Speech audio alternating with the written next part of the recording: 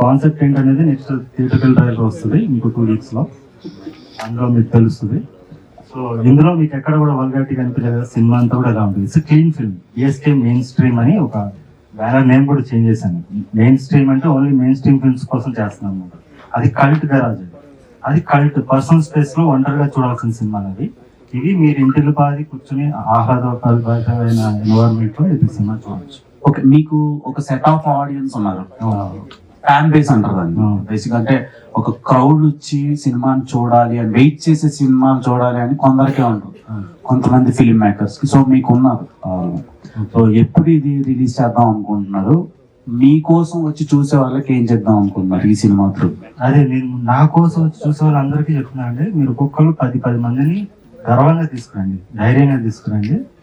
It's clean film. ఇక్కడ నుంచి కూడా ఎలాంటి ఫిల్మ్స్ చేస్తాను అంటే అలాంటివి చేయను కాదు, అది తప్పేం కాదు. ఇప్పుడు మీరు క్వింటిన్ టరాంటినో కానీ లేకపోతే అనురాగ్ కశ్యప్ కానీ బాలీవుడ్లో, అలాగే మన సౌత్లో ఎవరు లేరు కదా. ఫస్ట్ నేను స్టార్ట్ చేశాను అనుకున్నాను, అదొక ట్రెండ్. అంటే అదేంటంటే అటెన్షన్ కోసం చేశానండి. అంటే రియలిస్టిక్ భాషని, రియలిస్టిక్ జనాల మధ్యలో ఉండే సంభాషణని నేను సినిమాలు ఎందుకు చూపించకూడదు, అక్కడ నాకు సెన్సార్ నిబంధనలు లేవు కదా అని చెప్పి నేను అది తీసుకున్నాను, లీడ్ తీసుకున్నాను.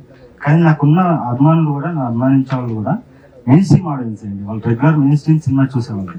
నా సినిమాకి వాళ్ళు కనెక్ట్ అయింది ఎమోషన్కే తప్ప ఆ భాషకు దానికో అయితే కాదు. ఆ భాషకే కనెక్ట్ అయ్యి ఉంటే అది ఇన్స్టాగ్రామ్ లో చూసుకుని వెళ్ళిపోతారు, స్క్రోల్ చేసుకుంటారు. వాళ్ళు టైం పెట్టి సినిమా చూసి దానికి అంతంత డబ్బు ఇచ్చి చేయాల్సిన అవసరం ఉండదు. సో వాళ్ళ కోసమే ఇక్కడ నుంచి వాళ్ళు ధైర్యంగా అందరూ కలిసి చూసే విధంగా, గ్రూప్ గా చూసే విధంగా సినిమాలు చేస్తున్నాను. ఇక్కడ నుంచి మొదలవుతాను.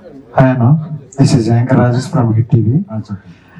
మీ సినిమా చూస్ చేసుకోవడం అంత కష్టమే కాదనిపించింది.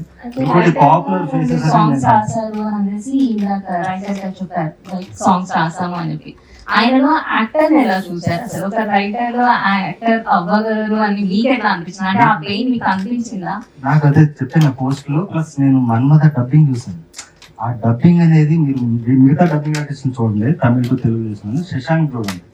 శశాంక్ చాలా రియలిస్టిక్ ఉంటుంది, అంటే అందులో జీవించేసాడు. అలాంటి వాడు యాక్టర్ అయితేనే చేయగలడు, మామూలుగా చేయలేదు. ఆ వాయిస్ వినే నేను ఫిక్స్ అయిపోయాను. ఇది మొహాటానికి ఇచ్చాను. సాంగ్స్ అనేది ఓన్లీ డబ్బింగ్ అంటే బాగుండదు, because I have respect for this father. Songs ఇస్తాను అని చెప్పి సాంగ్స్ మూలంగా అతను కలిసాను. అతనికి డైరెక్ట్ గా చూశాక ఎలాంటి క్యారెక్టర్ అయితే బాగుంటుందని డిజైన్ చేయడం జరిగింది. ఈ యాక్టర్స్ అందరూ కూడా, నేను ఫస్ట్ ఆఫ్ ఆల్ మీరు అన్నారు పాపులర్ ఫేసెస్ అని. పాపులర్ ఫేసెస్ అనేది నేను నమ్మనండి. ఎవరు కూడా ఫస్ట్ పాపులర్ ఫేస్ కాదు, అది బేసిక్ లాజిక్. అది టాలెంట్ చూడాలి మనం. చిరంజీవి ఫస్ట్ పాపులర్ ఫేస్ కాదు, ఫస్ట్ సినిమా పునాదరులు చేసినప్పుడు. అయితే రజనీకాంత్ అంతులను కట్ చేసినప్పుడు పాపులర్ ఫేస్ కాదు, షారుఖ్ ఖాన్ కాదు. వీళ్ళందరూ పాపులర్ ఫేస్ ఎలా అవుతారంటే వాళ్ళు టాలెంట్ బయటపడినట్టు అవుతారు. So I believe in that. నేను చాలాసార్లు కూడా చెప్పాను కదా, క్రికెట్ చూస్తుంటాను ఎక్కువ. బంగ్లాదేశ్ ఆస్ట్రేలియా ఆడుతుంటే బంగ్లాదేశ్ సపోర్ట్ చేస్తాను. అంటే వీక్ షుడ్ విన్ అనేది నాకు ఇష్టం అన్నమాట.